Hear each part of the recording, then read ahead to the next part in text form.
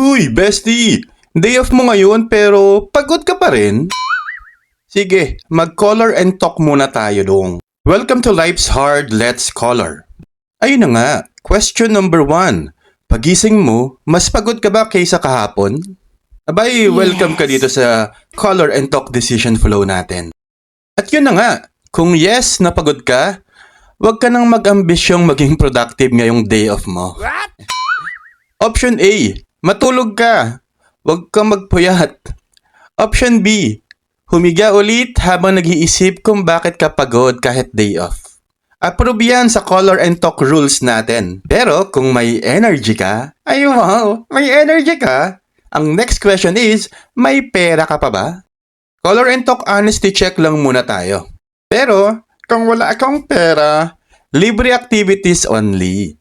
Linis kunwari, ayos ng buhay for 10 minutes, tapos pahinga uli. Very color and talk approved yan. At dahil may pera kang hinayupa ka, inggit, kung meron, lumabas ka, magkape, kumain, reward yourself for surviving the week. This speaks color and talk wisdom. At ang ating final decision, remember, day off is not for productivity. Day off is for recovery na hindi guilty. Comment flow kung relatable to at share mo to sa mga kaibigan mong day off pero stressed. Follow Life's Hard, Let's Color kasi minsan kailangan mo lang mag-color and talk bago magdesisyon sa buhay.